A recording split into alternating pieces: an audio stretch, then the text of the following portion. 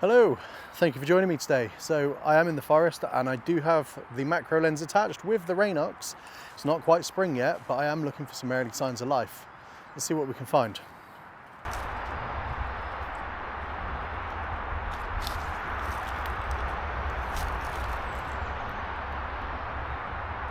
So I've just come across this fly and there was a load of flies all up this tree. Just sat there chilling out. It's coming to the end of the day, so I approached it and they all flew away, apart from a few. There's a few just dotted around, but this one here stayed where he was and didn't move. So I'm just going to get a few images of him while he's just sat there. I don't think he's too bothered about me, so I'm going to try and get a couple of images. And I've put the Rainox on, the M250, and I got the 100mm macro, off-camera flash,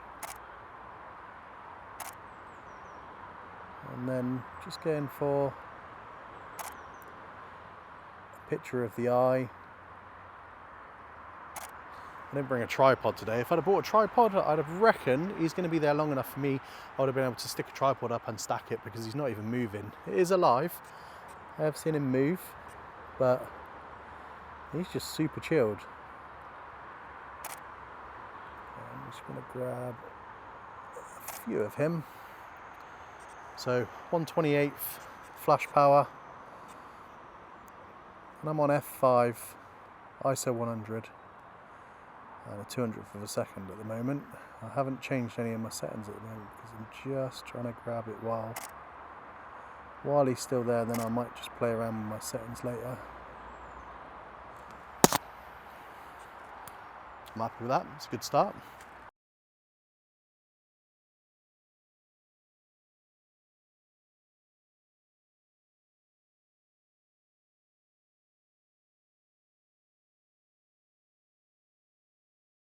Okay, I could just stay here all day taking photos of this, but I must move on. There's a couple of flies here, but I don't think they're going to hang around.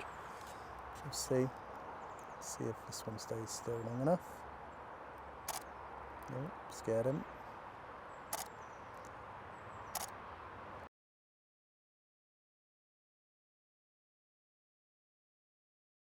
Good start.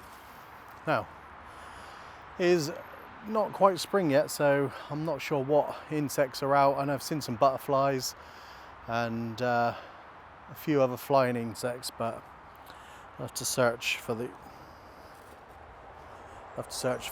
ground dwelling ones and see what I can find there. There's no mushrooms in this forest, so we're just gonna have to rely on some insects just to break off the cobwebs of doing macro photography, just get back into it again.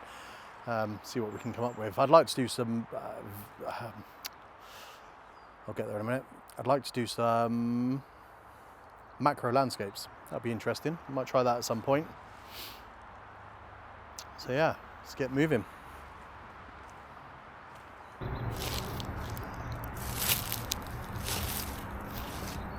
So I've just come across some dandelions and I'm going to take a quick image of those quickly. So what I'm going to do is I'm going to come in.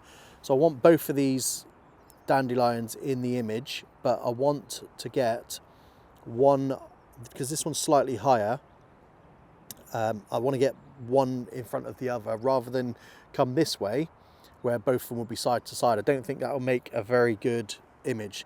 So what I want to do is come in from this angle, shoot slightly up towards it, but I'm going to take a test shot first and just see what distractions are in place. I've moved a few of the leaves and stuff that I can see, but you can never tell what's a distraction, what actually shows in the image until you take a photo. So I'm going to take a test shot quickly, and then we'll play around with the composition or what's distracting in the image and then the composition. So that's okay, and let me just try it this way. I think I'm going to have to come slightly higher. Okay, so as you can see here, we've got these grass encroaching, these little bits of grass encroaching onto the image. So it's finding where they are, because although that looks like it's next to the dandelion, it's actually way back here. So it's just that there. So you'd be surprised on what can affect your image. So always try and clear as much as you can, and then take your test shot and see what's actually still in the image.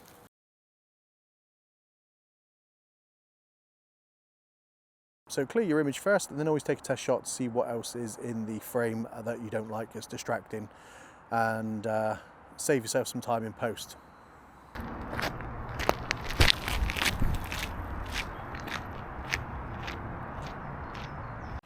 Right, so I'm going to give you a tip that you won't find on anybody else's channel.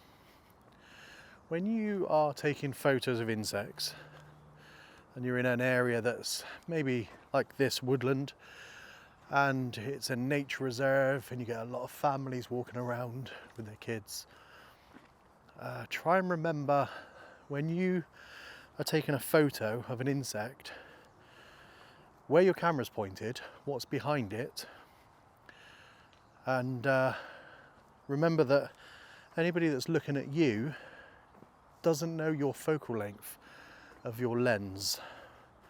I was just in the bushes taking an insect photo, or trying to, and I didn't realise, but there was a family just out on the pathway. They didn't see me, but they happened to capture my eye as they were moving, and I just caught a glimpse of myself in the bushes. Looks like I'm taking photos of families from behind the bush, so just be careful where you stand, and yeah, be careful what you're pointing your camera at. Doesn't look the greatest sometimes. Pro tip. I've just stopped at this log that's been burnt out, and it's all charred and it's overturned, but the life that's in it is absolutely incredible. You've got the is it mycelium from the fungi, and you've got snails, you've got slugs, you've got another slug here. I don't know what that creature was that was just crawling around here. There was a millipede or centipede up here just a second ago, and then we've got this thing here. I'm not entirely sure what that is, but it's definitely got, I would say it's eggs inside, so I'm not sure what it is, and I think there's another one over here. So it's absolutely teeming with life. So just stopping and having a quick look, and something that seems like it wouldn't have any life from the burnt out tree, and it's a host of absolutely incredible amount of life. So even after death there's life. Right, I've got to get up because my legs have gone absolutely numb. I've been sat down here for about 20 minutes taking photos of a log. So I'll pop the images up on the screen though of all the different insects that are on here. Some proper strange ones. I don't know what they are, but yeah, hope you enjoy them, and let me know if you know what any of them are in the comments.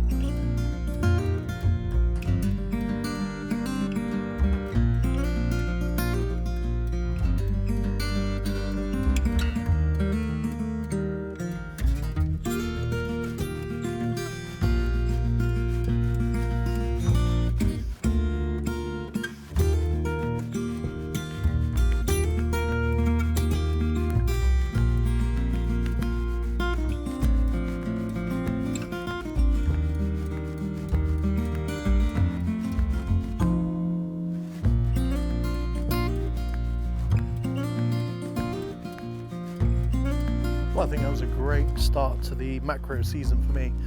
I really enjoyed that. I hope you enjoyed the images. Thank you so much for watching, and I'll catch you on the next one.